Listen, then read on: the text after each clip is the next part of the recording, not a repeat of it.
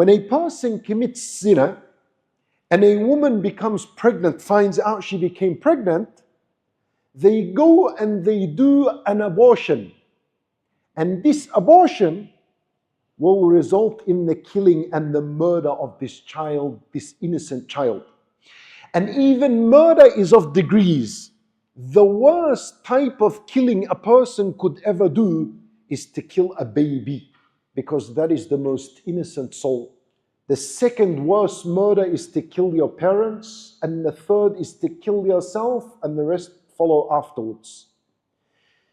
Zina and murder are closely attached and tied to each other. Murder is killing physically a human being, and zina kills the spiritual state of a person. It destroys the spiritual state of a person. And there is no satisfaction in it whatsoever. And there is no fulfillment in it whatsoever. Because the one who goes down the pathway of a zina, which begins with this, coupled with this,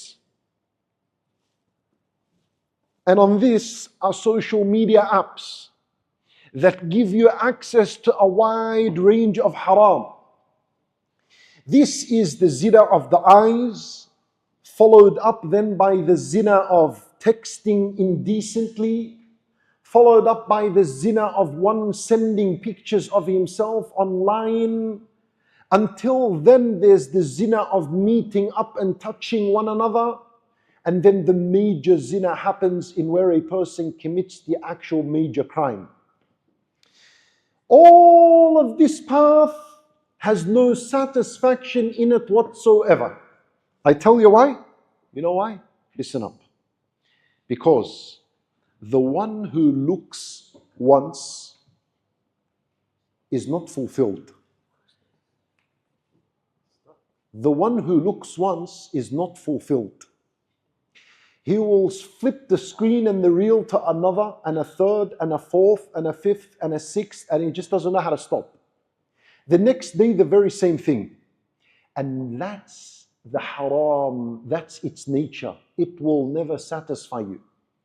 Imagine you ate something that had no nutrients in it. You will eat, and a minute later you're still hungry because there was no nutrients. Al-haram is like that.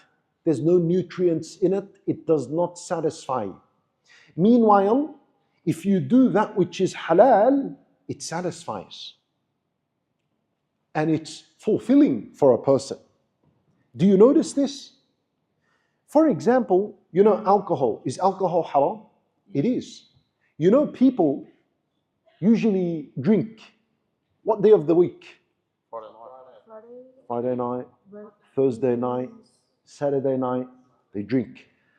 If you have ever seen and observed pubs and the tables in where alcohol is served, how many cups are on the table? There's heaps of cups. How come? Because al-haram does not fulfill. One person sitting on a table where there is alcohol, he'll drink 5, 6, 7 cups that very night and he's not full. But if you drank water that night, how many cups is enough? You can drink 1 cup and it'll last you a few hours. Because al-halal satisfies and it fulfills. And the same way when you come to al-haram, when you come to the department of al-haram, when we're speaking about az-zina, it does not fulfill. People that have this habit and a lifestyle of zina, guess what? They have 1 girlfriend, a second girlfriend, a third one, a fourth one, a fifth one, move on to the 6th. Perhaps he ends up with 20, 30, 50 afterwards. There's no satisfaction. What's missing? There's no barakah in that which is haram. Meanwhile, if you compare such a person to someone that has married, well, marriage is halal. Then he gets married and he's satisfied and fulfilled with that which is halal. Someone that is married, you don't see him jumping from one to another, right? Because what he has is fulfilling. You understand? You got it? You understood? Excellent. Okay. Now, the Nabi sallallahu alayhi wasallam, when he spoke to this young child, to this young boy, young man, he was, you know what he was doing? The medicine was that he was reducing his raging desire and elevating another emotion in the heart, which was, I told you at the beginning, called what? Al-ghayra, which is protective jealousy. That's an emotion of the heart. So this young man, he has a trouble in the heart. That is an excessive desire. And this excessive desire is going to just burn him out. He wants to do al-haram. So when Nabi sallallahu alayhi wasallam quietens his excessive desire by activating another emotion, which is the protective jealousy. When he activated that in his heart, it overtook his heart. He became disgusted by az-zina. Because every time he remembered az-zina, he remembered his mother, sister, daughter, auntie, and his other auntie from his mother's side. Imagine, and that's why Nabi sallallahu alayhi wasallam counted 5 female relatives for him.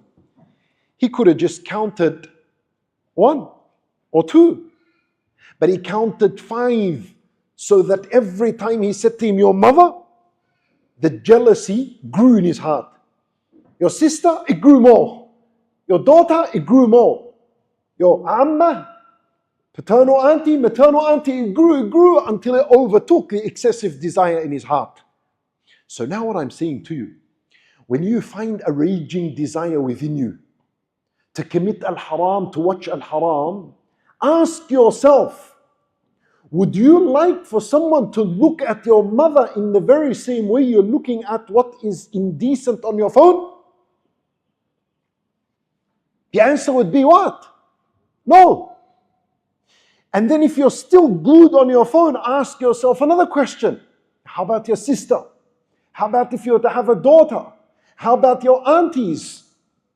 If you actually have this discussion with yourself, the emotion of protective jealousy will overtake the excessive desire, and you'll find yourself moving away from this indecency and shamelessness and vulgarity and lewdness and so on. You keep away from all that stuff. You got it? So now you learn and understand that marriage is a solution to excessive desire. Fasting is a solution. If you cannot do both, there's an intellectual response to this excessive desire. Talk your way out of it. Give a rising to this emotion, and as a result, that raging desire would settle down. You understood? How incredibly beautiful is the hadith and the guidance and this medicine of the Prophet sallallahu alaihi wasallam. Is it good? That's fantastic. It is fantastic. And we are in desperate need of it, especially in this day and age. I tell you why. Because this young man that entered upon the Messenger sallallahu alaihi wasallam, trust me, there were no phones at that time. He didn't see what the men of today see on the phone. He didn't. So imagine how much more we are in need of this prophetic treatment. So much more in need, right? And at the end, Nabi sallallahu alayhi wasallam put his hand on his chest and he said, "Oh Allah, purify his heart. Because if your heart desires haram, it's impure. So it needs to be purified." Who owns your heart? You sure? Allah owns your heart. So who can purify it? Allah. You know, if this microphone broke, where should I take it? I should take it to the company that made it, right? Because they made it. But your heart, if it's broken and it has this excessive desire in it, if you want to fix it, who do you have to take it back to? Just Creator. Take it back to Allah. How do you take it back to Allah? Dua and praying. You say, "Oh Allah, purify my heart." And you got to be serious. You have to be sincere and honest. But Do you know how to be sincere and honest in a dua?